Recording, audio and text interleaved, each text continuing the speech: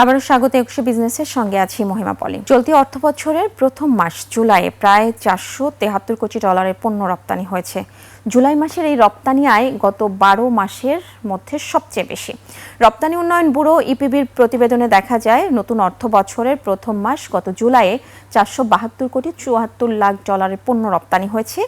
এই আয় গত অর্থ বছরের একই মাসের চেয়ে 0.90% কম। গত অর্থ বছরের একই মাসে 477 কোটি ডলারের পণ্য রপ্তানি হয়। ইপিবির তথ্য উপাত্ত বলছে, জুলাই মাসের প্রধান পণ্য তৈরি পোশাক রপ্তানির পরিমাণ ছিল 389 কোটি ডলার।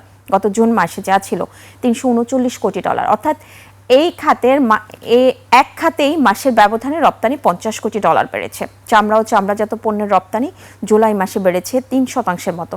গেল মাসে ওষুধের রপ্তানি বেড়েছে 19% মতো। পাট ও পাটজাত পণ্যের রপ্তানি বেড়েছে 54%। পরিমাণে রপ্তানি হয়েছে 9 কোটি ডলারের মতো।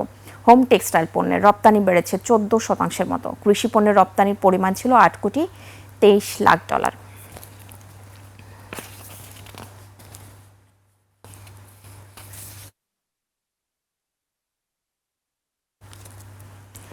কাঁচামরিচের দাম অস্বাভাবিকভাবে বেড়ে যাওয়ায় বাজার নিয়ন্ত্রণে ভারত থেকে কাঁচামরিচ আমদানি শুরু হয়েছে। হিলি স্থলবন্দর দিয়ে কাঁচামরিচ বোঝাই ট্রাক দেশে প্রবেশ করছে। প্রথম দিনে 3টি ট্রাকে আমদানি হয়েছে 21 টন মরিচ। দেশে কাঁচামরিচের দাম ঊর্ধ্বমুখী হয়ে উঠলে আমদানির অনুমতি দেয় সরকার। হিলি স্থলবন্দরে 74 জন আমদানিকারক 27,110 টন কাঁচামরিচ আমদানির অনুমতি পেয়েছেন। এদিকে রাতে প্রথম চালানে বেনাপোল স্থলবন্দর দিয়ে 9 টন 200 কেজি কাঁচামরিচ দেশে প্রবেশ করে। বন্দরের আনুষ্ঠানিকতা সম্পন্ন হওয়ার পর কাঁচামরিচ ঢাকার উদ্দেশ্যে পাঠানো হয়। বেনাপোল স্থলবন্দরের পরিচালক জানান, সীমান্তের ওপারে কাঁচামরিচ নিয়ে প্রবেশের অপেক্ষায় রয়েছে আরও কয়েক ট্রাক।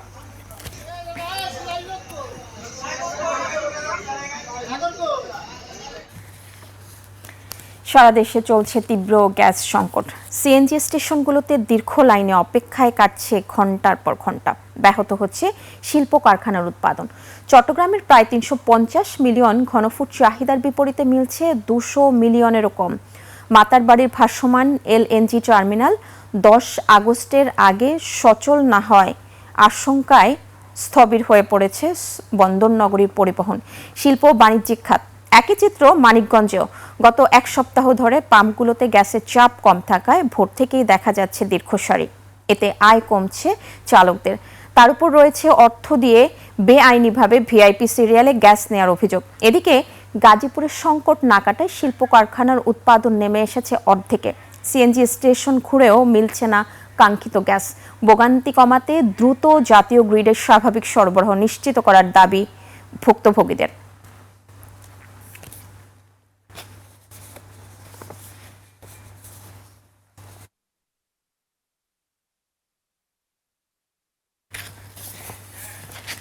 টাঙ্গাইলে এখন ব্যাপকভাবে মাশরুম চাষ হচ্ছে।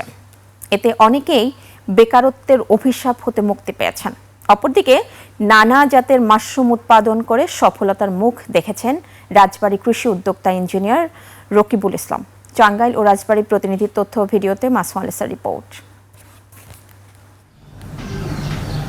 ব্যাঙের ছাতা বলে যাকে মানুষ অবহেলা করত, সেই মাশরুমই আজ সুপারফুড। মাশরুম পুষ্টিকর, এতে রয়েছে প্রচুর প্রোটিন, ভিটামিন এবং ফাইবার। এটি শরীরের রোগ প্রতিরোধ ক্ষমতা বাড়ায় এবং ওজন কমাতে সাহায্য করে।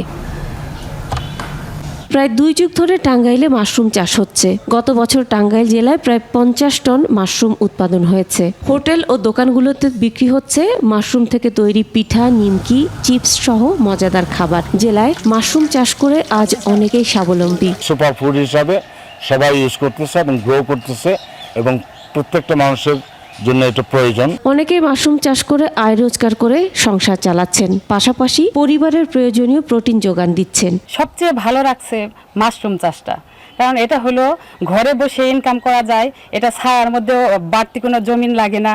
পুষ্টি চাহিদা মানে সম্পূর্ণ অর্গানিক ভাবে এই পুষ্টি চাহিদাটা পূরণ করতে পারবে। যারা একদম নতুন তাদের জন্য এটা সহজ। রেডি স্পন কিনে জাস্ট শুধু পানি স্প্রে করবে।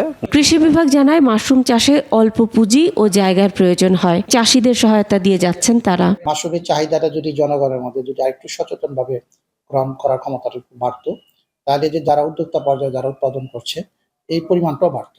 এদিকে রাজবাড়ীর কৃষি উদ্যোক্তা ইঞ্জিনিয়ার মোহাম্মদ রকিবুল ইসলাম খান মাত্র 10,000 টাকা বিনিয়োগ করে বছর 5 আগে শুরু করেছিলেন মাশরুম চাষ। সমস্ত খরচ বাদ দিয়ে মাসে অর্ধলক্ষাধিক টাকা আয় করছেন তিনি। এখানে আমার সব মিলে উদ্বৃত্ত থাকে আমার 50 থেকে 60,000 টাকা প্রতি মাসে আমার ইনকাম হয়। উৎপাদিত মাশরুম প্রতি কেজি 3 থেকে 350 টাকা এবং মাশরুমের গুঁড়া 2,000 টাকা কেজি দরে বিক্রি হয়ে থাকে। মাশরুম চাষে আরও 4 জন স্থায়ী শ্রমিকের কর্মসংস্থান হয়েছে।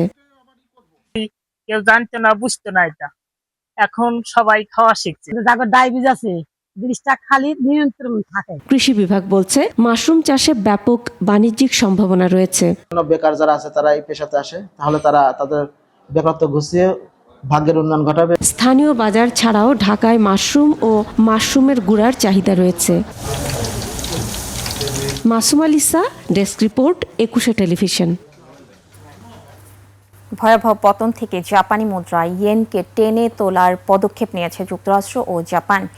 ইয়েনের বিনিময় হার 40 বছরের সর্বনিম্ন পর্যায়ে নেমে যাওয়ায় দেশ দুটি মার্কিন ডলার বিক্রি করে ইয়েন কিনছে। যুক্তরাষ্ট্র ঠিক কী পরিমাণ ইয়েন কিনবে তা এখনও নিশ্চিত করেনি। তবে মার্কিন ক্যাবিনেট বৈঠকে দেশটির ট্রেজারি সেক্রেটারি স্কট বেসেন্টের সামনে থাকা নোটপ্যাডে লেখা ছিল 5 থেকে 10 বিলিয়ন বা 500 কোটি থেকে 1000 কোটি ডলারের ইয়েন কেনা হতে পারে। এরই মধ্য দিয়ে 2011 সালের পর এই প্রথম টোকিও ও ওয়াশিংটন যৌথভাবে মুদ্রা বাজারে হস্তক্ষেপ করছে।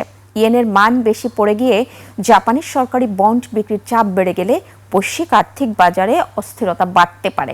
এমনকি যুক্তরাষ্ট্র সরকারের ঋণের ব্যয়ও বেড়ে যেতে পারে। এ কারণেই যুক্তরাষ্ট্রের এই হস্তক্ষেপ। এদিকে অন্য দেশের তুলনায় জাপানে সুদের হার কম সুদের কারণে ইয়েন ভিত্তিক বন্ডে বিনিয়োগ কমে যায়, বরং তুলনামূলক বেশি সুদ পাওয়া যায় এমন মুদ্রা ও সম্পদের দিকে ঝুঁকে পড়েন বিনিয়োগকারীরা। এতেই কমতে থাকে ইয়েনের চাহিদা। সবশেষ তথ্য অনুযায়ী জাপান প্রায় 87 বিলিয়ন ডলারের ইয়েন কিনেছে। ফের শক্তিশালী হতে শুরু করেছে জাপানি মুদ্রা ইয়েন।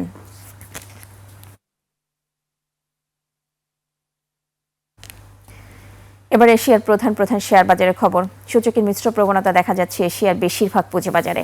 জাপানি শেয়ার বাজার নিকি সূচক 240 পয়েন্ট বেড়ে দাঁড়িয়েছে 63,995 পয়েন্টে। কমেছে হংকংয়ের শেয়ার বাজার হ্যাংসেং এর সূচক 196 পয়েন্ট কমে অবস্থান করছে 25,813 পয়েন্টে। বেড়েছে সিঙ্গাপুর এসটিআই সূচক, এটি 14 পয়েন্ট বেড়ে অবস্থান করছে 5,626 পয়েন্টে। চীনের শেয়ার বাজার সাংহাই কম্পোজিট ইন্ডেক্স অবস্থান করছে 3,830 পয়েন্টে, যা আগের দিনের চেয়ে 20 পয়েন্ট বেশি। বোম্বের সেন্সেক্স 30 ইন্ডেক্সকে দেখা যাচ্ছে ঊর্ধ্বমুখী প্রবণতায়। সেন্সেক্সের সূচক 4 পয়েন্ট বেড়ে অবস্থান করছে 78,643 পয়েন্টে। কমেছে থাইল্যান্ডের থাই স্টক এক্সচেঞ্জের সূচক, এটি 1 পয়েন্ট কমে অবস্থান করছে 1,620 পয়েন্টে।